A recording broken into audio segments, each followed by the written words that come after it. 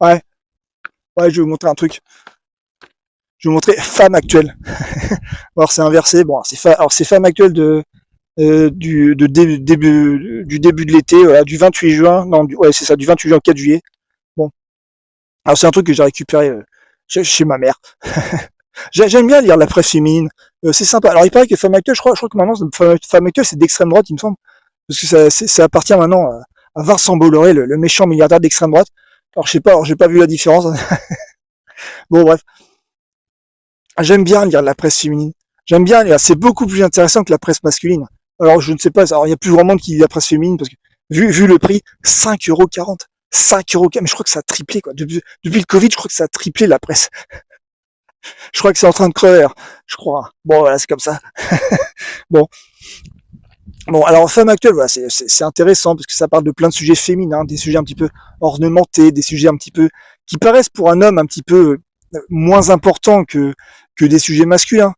Mais c'est très important. C'est très important. Et notamment alors, déjà, le truc que j'aime bien dans Femme, c'est la couverture. La couverture. La couverture, c'est toujours une femme belle. Une femme belle, et on sait pas qui c'est. On sait pas qui c'est. C'est une inconnue, c'est une illustre inconnue. Le temps d'une couverture, vous tombez amoureux de Roxane. Le temps d'une couverture, voilà, une robe passe. Une robe passe. Mais je ne sais pas qui c'est, je ne saurais jamais qui c'est. Peu importe, le temps d'une couverture, je suis amoureux d'elle. Cyrano est amoureux de Roxane, voilà, c'est automatique. C'est automatique. En plus, j'aime parce qu'elle regarde ailleurs. Elle regarde ailleurs. Ouais, elle est déjà sur le coup d'après, quoi. T'es en retard, Cyrano. T'es en retard, Cyrano. Toujours en retard, Cyrano. Toujours. Le panache, c'est l'excuse des gens en retard. Donc voilà. Donc voilà, le temps d'une couverture, on tombe amoureux de Roxane. Avec Femme Actuelle, voilà, elle est parfaitement inconnue. Hein. Alors je ne sais pas si c'est une Française. Genre, ça, des fois, c'est pas des Françaises, mais peu importe. C'est une Française. Voilà. Une femme qui est belle, elle est française. Automatiquement. Une femme qui est belle, qui fait ce qu'elle veut, qui regarde pas l'objectif, qui obéit pas. Elle obéit pas, hein, je t'emmerde, je regarde ailleurs. Voilà. Ah, c'est ça. C'est une Française. Elle désobéit. Bon, alors le truc intéressant dans ce fameux sujet, c'est qu'il y a le astro d'été. Le astro d'été. L'astrologie, c'est un sujet qui est très féminin. Très féminin. Alors moi, j'y crois pas. C'est que des conneries de bonne femme, l'astrologie. Hein. Mais vous savez pourquoi j'y crois pas? Parce que je suis un con. Parce que je suis un homme. Effectivement, les hommes sont des cons. Bon.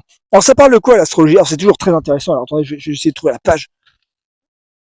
Alors ah voilà, l'astrologie. Ah c'est fantastique. Alors de quoi ça parle l'astrologie? Bon alors il y a 12 il y a 12 signes astrologiques. Ça correspond, je sais pas, à chaque mois de l'année. Et moi je ne sais même plus, je ne sais même pas quel signe astrologique je suis. Bon, on s'en fout. Voilà, alors ça parle de météo astrale. Voilà, ça parle des planètes en fait. Ça parle des planètes. Mais les planètes, mais les planètes, mais c'est super loin quoi. C'est-à-dire que les planètes ont une influence sur les femmes, sur les femmes. Et en plus à chaque fois, bon, les 12 signes, alors c'est à peu près le même texte, mais ça raconte à peu près la même chose, mais d'une manière différente. C'est-à-dire que, cet été, il va vous arriver un truc incroyable. Soyez sensible à votre monde, à votre environnement, il va vous arriver un truc. Faites attention, le monde est un petit peu méchant, mais il va vous arriver quelque chose. Mais il va toujours arriver quelque chose. C'est fantastique. C'est mignon comme tout. Là, j'imagine, des dames qui disent ça, qui disent, oh, il va m'arriver quelque chose. Il va m'arriver quelque chose. Cette planète si loin, je vais y être sensible, je vais être sensible à son influence, il va m'arriver quelque chose. C'est beau. C'est beau.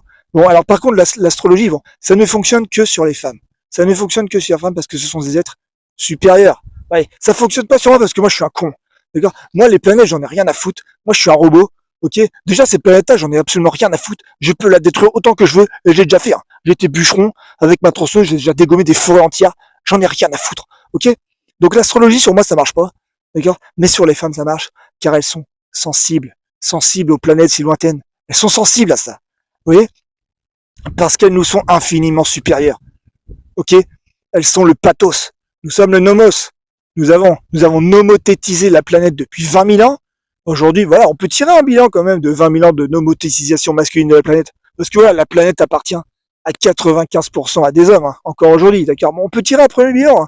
Voilà, par exemple, une planète qui est au bord de la Troisième Guerre mondiale, une planète qui est en train de crever, voilà, une planète avec une grande extinction, une planète où ici, en plein milieu de la campagne bas-normande, je ne trouve plus une seule putain de coccinelle, une seule putain de sauterelle, d'accord? C'est-à-dire les insectes ont disparu, tout est en train de se faire vaporiser, quoi, à une vitesse.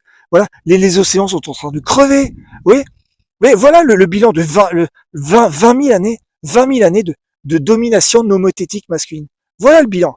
Bon, avons-nous encore aujourd'hui besoin d'une humanité nomothétique ou une humanité sentimentale, une humanité du pathos, de gens qui sont sensibles aux alignements des planètes. Parce que comme elles sont sensibles aux alignements des planètes, peut-être qu'elles sont sensibles à celle-là, en fait.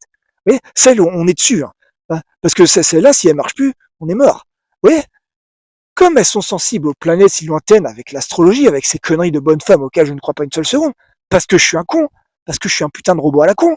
Oui, elles y sont sensibles parce qu'elles nous sont bien supérieures, bien supérieures. Comment se fait-il que les hommes aient autant de droits que les femmes? Comment se fait-il qu'encore aujourd'hui, les hommes ont encore droit que les femmes? Est-ce qu'on a encore besoin qu'ils bousillent la planète jusqu'à la fin pour enfin se poser certaines questions sur les conséquences de leurs actes? C'est combien de temps on va encore attendre avant de se poser cette question? Cette question. Est-ce que c'est encore pertinent de maintenir une égalité des droits entre les hommes et les femmes? Cette question, on va se la poser. Hein. Un jour, on va se la poser. Alors, je ne sais pas si on va se la poser avant ou après la Troisième Guerre mondiale. Je ne sais pas. Bah, si c'est après, ça va être chiant. Ça va être chiant parce que ça va être après quoi, 1 milliard de morts. On va se dire, putain, ils ont recommencé. Bon, on va peut-être se poser des questions. Est-ce qu'on a encore besoin de laisser autant de liberté à ces cons? Je sais pas. Hein. Je sais pas, on va peut-être réfléchir un petit peu, hein, d'accord? Je veux dire, est-ce qu'un homme est capable de faire ça? Est-ce qu'un homme est capable de faire ça? Est-ce qu'un homme est capable de me rendre amoureux en une photo? En une photo? En une photo? Est-ce qu'un homme est capable de m'inspirer? De m'inspirer? Voilà, je sais pas, n'importe quoi, un texte. Peut-être que je vais écrire sur cette femme, je ne sais pas, peut-être qu'un jour je vais écrire en pensant à cette dame que je ne connais ni d'Ève ni d'Adam, en une photo, parce que je vois qu'elle est sensible, elle est belle, voilà, elle s'est bien habillée pour l'été, elle a une petite fleur dans la bouche comme ça pour être belle comme ça. Mais un homme fait ça, mais c'est de la foutaise. Mais je dis, mais casse-toi. Mais tu fais quoi, toi? Dégage. Oui.